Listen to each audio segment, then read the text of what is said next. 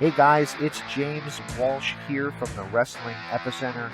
I'd like to thank you for finding us here on YouTube. If you get the opportunity, please click that subscribe button as well as the notifications bell. This way, anytime that we upload any new content or new to you content from our archives dating back to 2002, you'll be notified. You can check out what we're up to. Please also check out www.wrestlingepicenter.com for all your wrestling news and information needs, as well as check out our store to keep us running free and clear. Without any further delay, let's get to why you're here. Thanks for checking out Wrestling Epicenter on YouTube. Hey guys, this is James Walsh here in 2021, taking a look back at July of 2007, when we spoke to Larry Zbyszko for the second time. We did a number of interviews with Larry Zbyszko over the years. It's been a long time since we had him on last, but he was actually my second interview, as you can find in the archives if you scroll all the way back or search it on YouTube. This one, though, was number 265, 266, something like that. So it's quite a ways away from where we started. This one was set up by our buddy John Mills to promote the Fiasco in Frisco. Now, we had Larry on the next year to promote his book, and a couple of years after that just to shoot the shit. But on this one, we're talking about the Fiasco in Frisco, but we do talk about that WWA moment where Larry came out to the crowd and called out Vince McMahon because he got tired of being ignored because Chris Jericho, yes, Chris Jericho, was calling himself the living legend, and he felt like it was a slap in the face to him and Bruno. Well, you don't have to hear me tell the story. Let's get to Larry. Listen to this classic interview here from the Wrestling Epicenter. And by the way, if you hit that like button, that thumbs up, it'll turn blue. Try it out.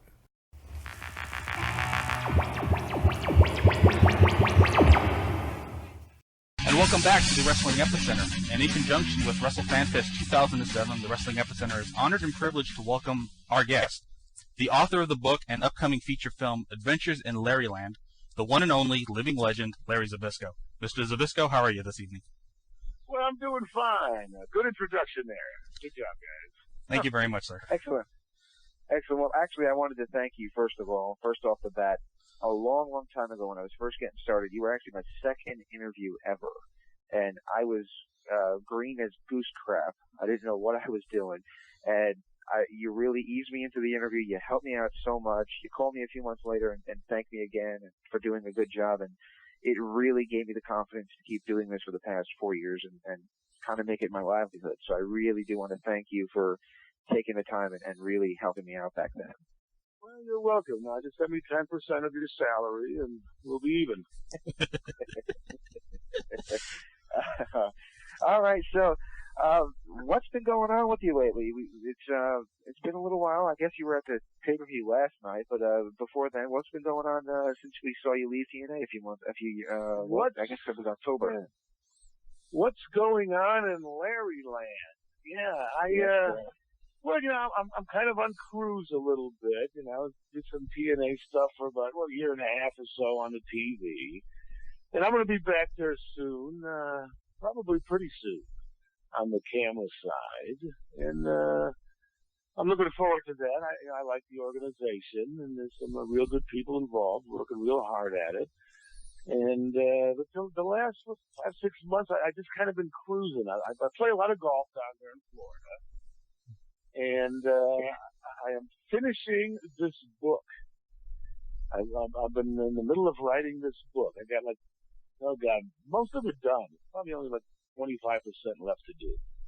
And then I was dealing with this media company who read the first part and liked it so much that they're planning on putting a movie together about it. Kind of a dream come true story about pulling off the biggest event ever with all the behind-the-scenes calamities that happened between me and Bruno and the McMahons, and you have to read the book. It's wilder than what happened, on the pay-per-views and in Shea Stadium. That's what's plugging along, and I don't type though, so I write it longhand. So I'm one of the few guys that are really writing the book, And it's almost done. So I've been kind of the last couple of weeks working on that, and I just want to get it done so I don't have to do it anymore. I got to learn how to type. God, this writing longhand sucks. But it's coming out real good. It's coming out real good because I'm, writing it slow and it gives you time to think. So it's going to be different than every other book out there. How so? How so? Yeah, Well, how's I it going to wrote be it like different? I wrote it like a novel. Most of the guys that had a book out didn't write the book. They told a bunch of stories to some ghostwriter who slapped it together. I think probably Mick Foley was probably one of the few guys, if not the only other guy, maybe that really sat down and wrote the book. Mm-hmm. And because you really write it, it's you. And when you read it, you'll get to know me. Just not hear a bunch of silly stories. And you see the business and how it changed and how things happened through my eyes. And you're going to have to read it. Excellent. Well, I'm looking forward to reading it. It's just written from a different perspective. Is the plan still to make it a feature film? Yeah, there's a media company that really loves the thing and, wants to make a movie out of it. So we'll see what happens. Any suggestions on who would play Larry Zbyszko? I don't have I wouldn't have a clue yet. I really wouldn't have a clue yet. How about George Clooney? George Clooney, we'll have to beef him up a bit. Oh, wow. Yeah. Mr. Zbyszko, we should be talking more about the Fan Fest in San Francisco, but I do have to ask you this: the recent passing of Sherry Martel. Do you have any thoughts or anything you'd like to say? Oh, poor Sherry. That was one of the saddest things I've heard in a long time. I hate to hear when it happens to anybody, especially guys in the business. Sherry, we were close friends for years and years, and she was a sweet person. There was always a lot of laughs and never a dull moment when you hung out with Sherry. And God, that kind of hit me hard. I knew her well for years, and I really liked her. I'm still not even sure what happened. I just heard this, a couple of days ago. Yeah, but, it's just everybody's kind of realizing. It's just a sad thing. It's too bad. It's too bad. We'll see what happens. That one kind of hit me the hardest. I knew each of the guys, and me and Sherry were close friends for years. That was a tough one, guys. It's tough on everybody. She was so unique in the business, and Well, she was a character. Very lovable, sweet kid. It's too bad. Well, on brighter subjects and less depressing subjects, now you got to Yeah, let's get you happy again. You're returning to the legendary Cow Palace this October 19th through the 21st, for WrestleFanFest 2007, and it looks like this guy's pretty much booking every wrestler he can get his hands on. He's got so many people. I think just announced they got Roddy Piper coming in. There's talk of other big names such as yourself, but other big names such as I've heard Steve Austin's name bounced around. I've heard Hulk Hogan's name bounced around. These guys trying to get just about everybody he can possibly get.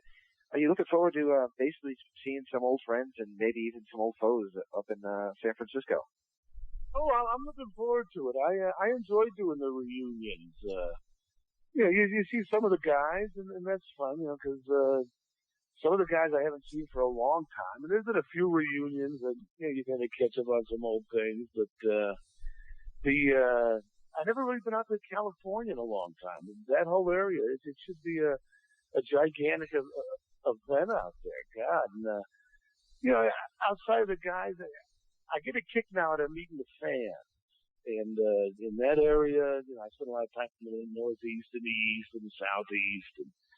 But I haven't been out in that area. So the fans are going to get an exciting time. And years ago when we wrestled, especially if you were a hated guy like me, it was kind of a code where you never let the fans see you.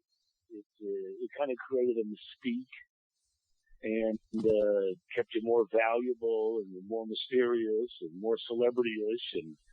But in my stage of the game, I really get a kick out of watching the fans' faces light up when they finally get to meet you, someone they see on TV, their whole lives. So I get a kick out of it, seeing the guys and meeting the fans and going back to some historic stuff. And I have one of the stories in my book was about a classic thing we pulled off at the Cow Palace where I supposedly slipped Kurt Hennig a roll of dimes in a classic match against Nick Bockwinkel. Everybody remembers that. Yeah, I'm looking forward to that. Plus, my brother lives in Reno, so we'll get together with my brother out there for a couple of days. It'll be a fun time. Are you looking forward to playing any golf in California? No, I'm not going to golf out there. I golf so much here that sometimes when I go away for a couple of days or the weekends, it's just a pain in the butt to take the case full of golf clubs and the shoes and try to weasel time to run out and, play a game of golf and then run back and, do the fan fest. So I take a vacation from golf on the weekends. Plus on the weekends, all the hackers are out. I'm spoiled now. Excellent. Well, you were managed by somebody who works with the site, at least used to, the Queen of Extreme Francine at some indie shows. Did you have any stories about being managed by Francine, and how'd you get along with her? Was I managed by Francine? She told us so, anyway. Hope she didn't give us bad information here. What's that? That was last year, 2005. Well, you know what? There's one of the independent groups I work with a lot is SCW in Florida here. This is right here by Orlando. Right. And I know they had Francine in for a shot or two, but that's the only time I really kind of met her. She was just in for a shot or two. Well, and then you'll be happy to know she put you over like $1 million. So. Well, I appreciate it, she was very nice and all, but I haven't seen her since. Well, WWE did what they do, and they killed her interest in the business. So there you go. Oh, did they? Well, oh yeah. The wrestling business is not an easy life. It's not an easy business, and especially for guys starting nowadays. It's not like it was when I started, and there was territories and always a place to work and a whole different atmosphere and a different brotherhood. And, it's a different business today, and unfortunately for the wrestling talent, there's really only one place to go, which is the WWE. And the only other place is TNA, and TNA isn't as big as the WWE yet. We're working on it, and it's just a matter of time, I think. But right now, for aspiring wrestling talent, even talent that started 10 years ago and stuff, it's really tough. It's a tough situation. There's really not too many places to go to make a good living. Right. We did an interview yesterday with Black Bart, as a matter of fact, and he was talking about paying dues a lot. That was his cross to bear in the business. He kept talking about, you got to pay your dues, and all these people, they need to pay their dues more. And he was pretty critical of the younger generation because they have no opportunity to pay their dues because of the lack of territories. Do you think that perhaps he's right? Do you think maybe there's no place for the guys to really learn what it's like to struggle in the business because there isn't enough territories? Yeah. Well, no one wants to struggle in the business. That's kind of an old school saying, the paying the dues, and it really didn't have to do with paying the dues or suffering, but it had to do with a learning process. And back in the days of the territories, if you were lucky enough and good enough or knew somebody well enough to get in the business, you had the opportunity to wrestle, 6-7 days a week, and in front of big live crowds, and you also had a chance to get in the ring and wrestle guys who knew what they were doing, and experienced veterans. And it still took years to learn.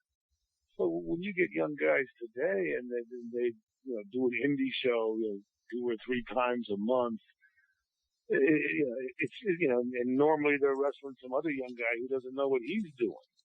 it's almost impossible to learn like we learned back then. You know, it's kind of a lost art, and it's very hard. You know, the opportunities aren't there. So how does a young guy get a whole bunch of experience? They really can't. Now, when you're back there now, seeing all the youngsters coming up there, the X Division guys and all the young guys, and then you got an eclectic group of veterans who've been around and know their craft, like Sting and like Kurt Angle, I guess you can consider a veteran now. Do you see a lot of the young guys coming to people like yourself and saying, you know, could you teach me something, or asking you about stories, or asking you for something that they can learn off of? Well, I get it quite a bit. I'm sure some of the other guys do. I get a lot of guys that come up and ask me, hey, will you do me a favor and watch my match? You know, and then give me some pointers or, you know, criticisms or something. So, you know, I do it when I can. You know, I'm not around a whole lot to really, you know, get involved and take someone under my wing. You know, that might change a little bit. We'll see what happens here with TNA. But I get asked a lot. I'm sure some other guys do. And, you know, again, it's hard to, I feel sorry for young guys today, actually. It's really not the same business. It's a real tough business to get a break in. It was hard enough when there was territories everywhere. Now when you got, you know, one big nationwide thing and one, you know, trying to become a big thing, it's tough and it's limited. And these independent shows, you know, I cut down a lot. I still do some now and then, but it's a fascinating world because it's amazing what these young guys will do to try to get noticed. And it's amazing some of these guys ain't getting killed. Yeah, absolutely. You know, I get scared watching. Yeah. Well, speaking of one of the young guys that you've helped, the name Eric Young, he's become quite a fan favorite in TNA, and you helped him get started, I believe. What are your feelings towards him and his future with the company? Well, you know, I really didn't get Eric Young's start. Well, I'm sure getting the credit for a lot of stuff, though. But, you know, Eric's kind of a unique example, you know, of some guy who's trying to be different than a lot of other guys.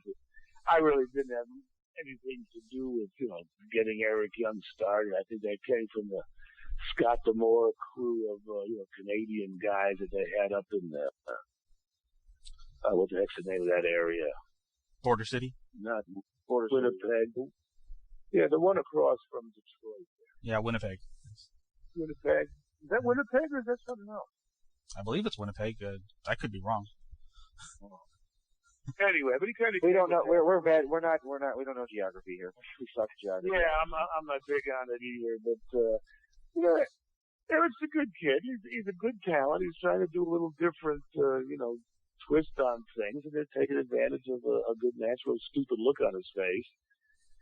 But, you know, kind of a good example of how once you're in the business, not only is it hard to get in and survive, but it's also tricky to try to become something unique because, in order to make a name for yourself, you have to become something different than anybody else.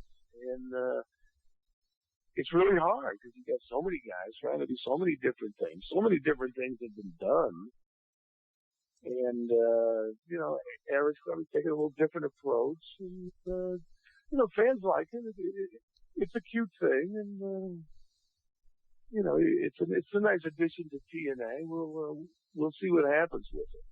Interesting thing about the business is, you know, the guys always try to survive and hang on for a long time, but to keep the audience happy, you got to bring in a lot of new faces, or it gets boring watching the same guys all the time too. So there's a fine line between survival of the wrestler and survival of the wrestling company. Mm-hmm. Well, as a veteran who is still on the fringes of the business, I guess, what do you think of guys like Ric Flair who have stuck around? Some might say, and don't take this the wrong way, some might say a little too long. Oh, God, he's been around for 20 years too long. You got to give Flair credit for hanging out as long as he did, especially when you got a guy who's a routine man. I mean, if you've seen one Flair match, you've seen them all. And, the Space Mountain interview, he knows for 30 years. But, it's too long. Bruno always taught me years ago that there's going to come to a point where you just get too old for it. And, I don't know what Flair's, situation is, if it's financial or he just lost his mind, but, for some reason, he just, they're going, he'd be stupid if McMahon wants to keep paying him, to keep using him. He'd be stupid to turn it down, so you can't blame the guy, but, personally, it's hard for me to watch because it's just time. You get to the point where you get close to 60 years old and, it's great to do some things in the business. I enjoyed, doing TNA stuff. I enjoy doing the color commentating. I love the nostalgia shows and the fan fests. And once in a while, I might put the boots on for something special. But there just comes a time when I think you should, bronze the boots. And as far as I'm concerned, Flair's time was up years ago. But as soon as we keep paying you, take it. The hell. Mm-hmm. Well, exactly. Well, you get criticism too. The same kind of criticism that Flair gets. Everybody says Flair has the same match and all that kind of. And I agree with you, by the way. A lot of people say, and I'd love you to answer this criticism, and I don't believe it, so don't get offended. A lot of people say that, Scott Hall probably started this whole thing with your feud with him back in '97, but he said that you never really moved around a lot. And ever since then, every internet mark who thinks they know everything has been kind of repeating that phrase as if they're the ones who originated it. What do you think of that? What do you think of people who basically have nothing better to do than pick on you? Oh, the famous stalling thing? Oh, yeah. Well, I really don't pay it much mind because they don't know what they're talking about. But, when it came to what they called stalling and not moving around, it never existed. You have to go back to the time of basically the mid '80s when the wrestling business was changing, and the mentality of promoters and the mentality of the new wrestlers, which weren't even wrestlers then, it kind of changed, and every match was becoming the same. What you had was an era of what I call the steroid babies. And everybody, from the Hulk and the Warrior and this guy and that guy and the Road Warriors and the Sid Viciouses and all these big giant, surrealistic looking guys were being promoted by the promoters, but they weren't wrestlers. They weren't workers. They didn't have a clue. The Lex Lugers. It was a generation who could do nothing but clotheslines.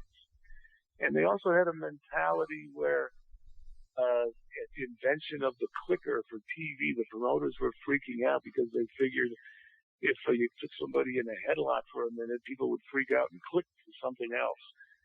And every match became the same of nothing but a bunch of guys running around from the beginning of the bell and getting clotheslined.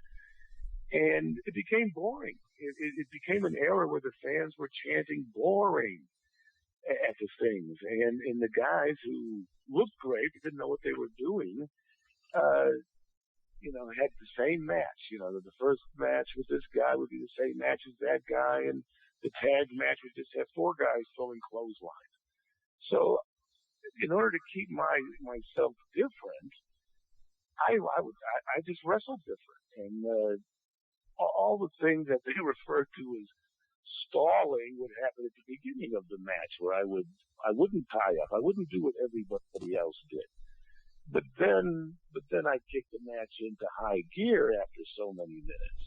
And whatever I did then would pop the crowd. I'll tell you a story. I wrestled some guy named Tim Lancaster once in Ohio. Mm-hmm.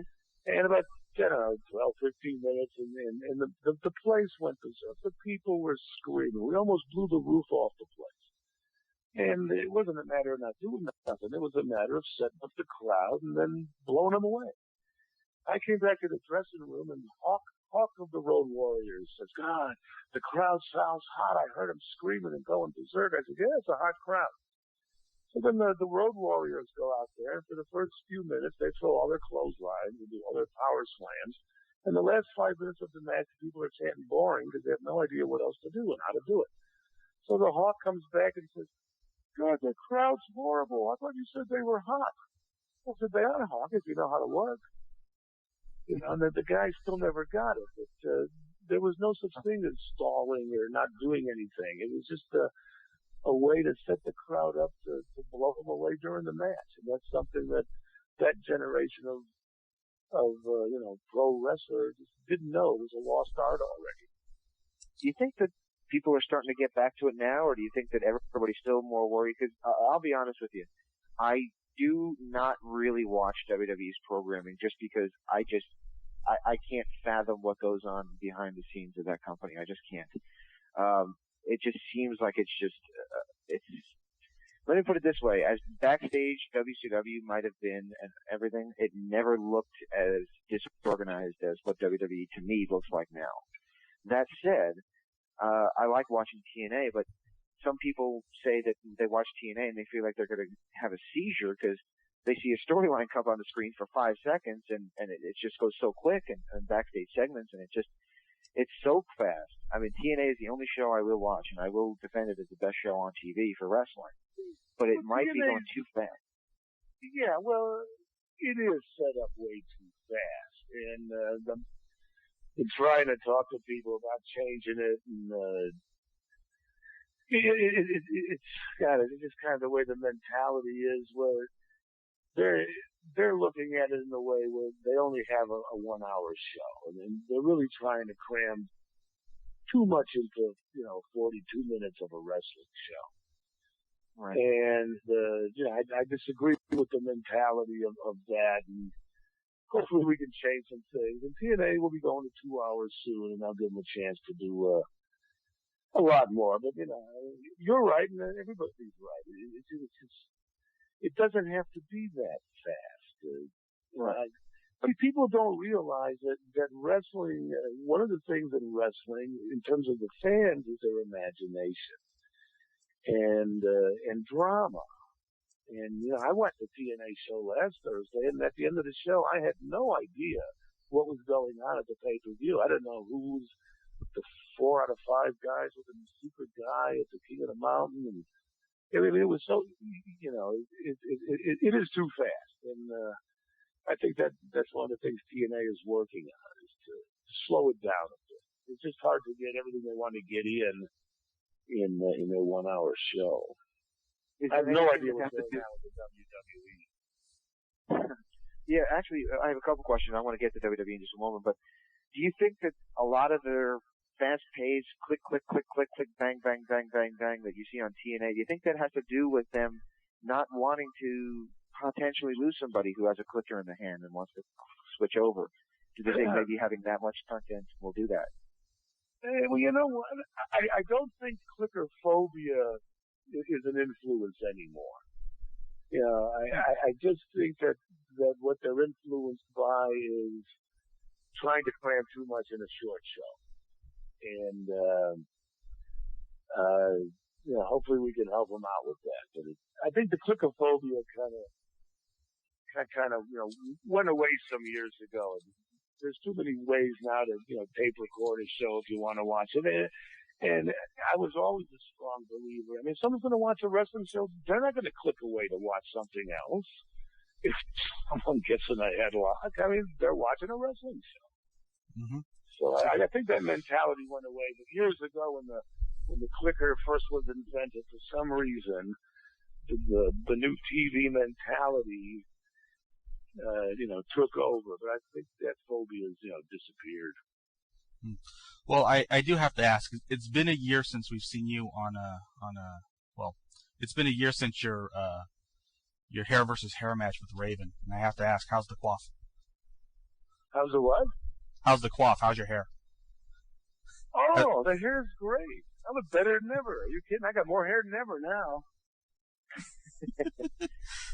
Oh, yeah. Are you kidding? I look 20 years younger. Wow. Excellent. Excellent. Well, we report on the internet a lot, and I kind of, when I post these stories, I've been throwing sarcastic comments up of late, because you just know that some stories just, I can't buy them as being true. And one of them I threw a sarcastic comment up about was, you were madly contacting WWE, desperately trying to get a job as a commentator. This was reported on the internet shortly after your departure for a short time from TNA. Any truth to that at all, and did you want to address the rumor? I was? I tell you what, I don't do computers. Right. I couldn't even start one, so I really don't have any idea what rumors are flying out there or whatever. You know, years ago I got contacted and was talking to Jim Ross some years ago when WCW, folded, and then they bought the name and all, and there was some talk about me doing SmackDown some years ago, and I mean, it never happened. And it must go back to the 1980s. I don't think I'm well liked by the upper echelon. But the only thing I can say is I think that rumor may have popped up because of the sales of the AWA tapes when they came out with the AWA tapes. Uh-huh. And I know they were trying to get Bruno involved in their Hall of Fame and stuff. But the feelings between, I don't really have anything against the WWE at all, but I don't think the McMahons love me. So, for me to waste my time, calling them or waiting for them to call me just hasn't happened for 30 years. Right. What was the deal with that whole thing that happened at that WWA pay-per-view where you called out McMahon?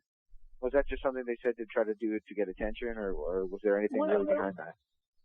Well, no, it was just the fact that they were calling Jericho the living legend. And I didn't appreciate it. So, and I was talking to some people in their office about, what the hell's going on. That's my gimmick for the last, 25 years. If the kid's not over, call him something else. Don't use my stuff. And I never really got a good response. So I figured, well, let me go on TV and talk to Junior, one-on-one via the satellite systems, and maybe he'll get the hint that, I really didn't appreciate it. So it was basically just,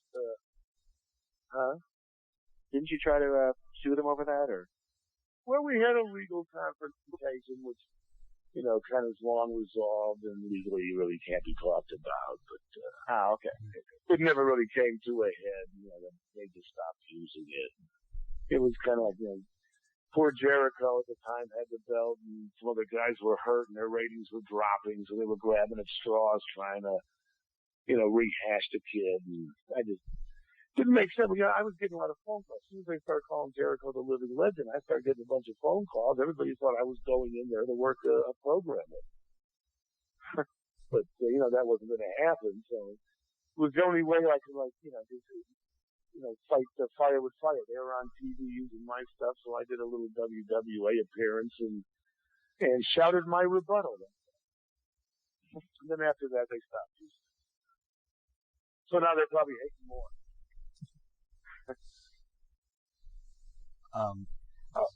You got anything else, James?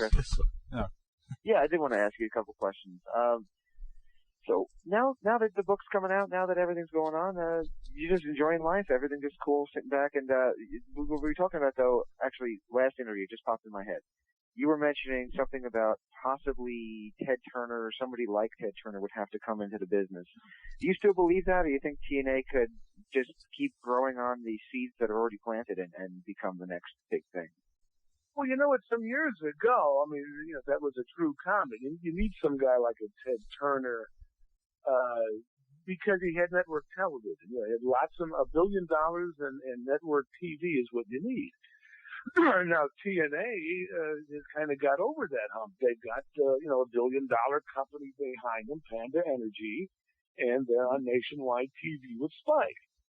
So TNA has got a great chance. They're really getting closer, month by month, and So they got the ingredients, got the money behind them, and they got, a chance for, they got nationwide exposure on prime time.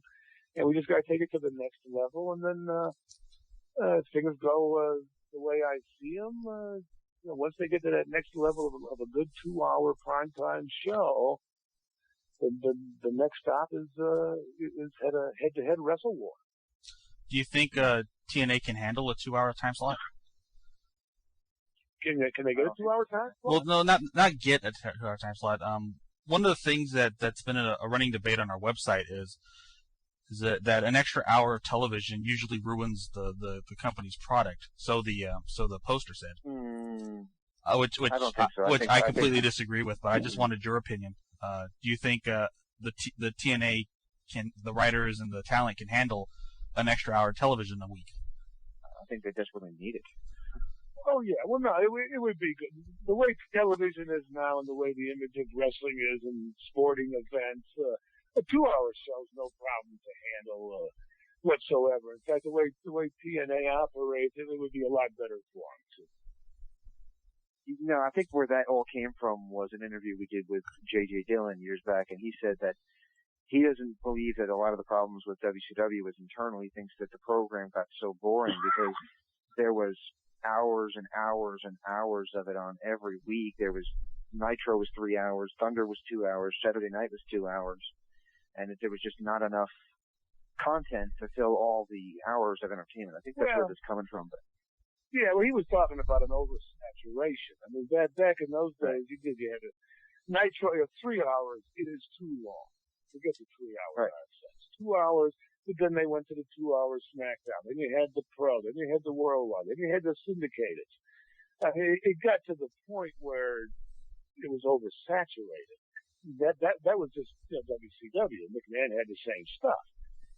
So you had a lot. You don't need that much. A good 2-hour, primetime network show once a week is perfect. And then, of course, there'll always be some syndicated and I'll pop up. And it's easy to make a secondary hour show, here and there. But the TNA, I mean, the 2-hour show once a week on prime time is nothing to do with oversaturation. I mean, that would be a good thing. Alrighty. I got a couple of questions. One last question for you. I did an interview that has been hailed as off the wall by most people with David Sammartino, believe it or not. I got a hold of David and talked to him, and it was a good interview. And he was a good guy. Surprised. I mean, he loves his dad. Had nothing but nice things to say. Said he hasn't talked to him in a number of years.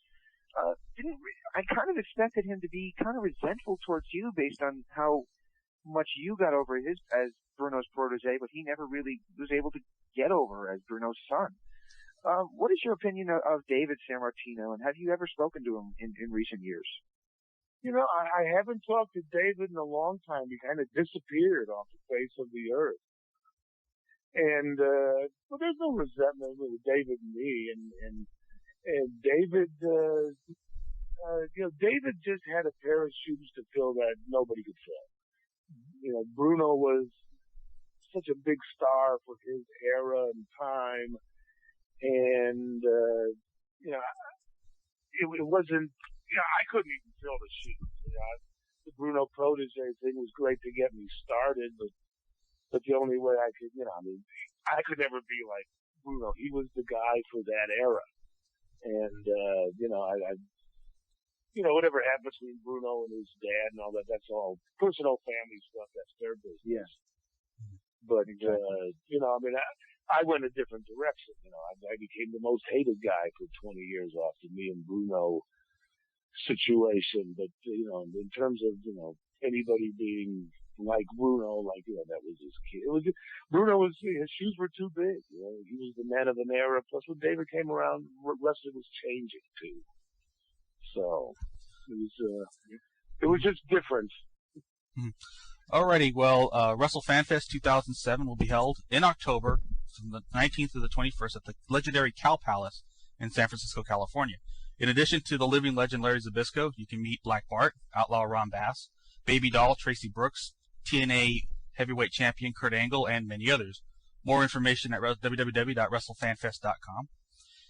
And living legend Larry Zbyszko is the author of the upcoming autobiography, Adventures in Larryland. And more information about Larry can be found at larryzbyszko.com. Mr. Zbyszko, thank you so much for a wonderful interview. Well, guys, it was my pleasure, and I'm very excited about being out in California. Are you guys going to be there at the Cow Palace? More than likely, yes, I think we will. Yes. Okay. Well, we will see you out there. Looking forward to it. All righty. Thank you so much, Mr. Zbyszko. My name is James Walsh, and I'd like to thank you for checking out the Wrestling Epicenter here on YouTube. If you have not done so already, please do. Click that subscription button and the notifications bell. This way you'll be notified anytime I upload any new or new to you classic content from our archives that date back to 2002. If you get the opportunity, please also check out www.wrestlingepicenter.com for all your wrestling news and info needs, as well as our store to keep us going free and clear. Without any further delay, let's get to why you came here, the content here on YouTube.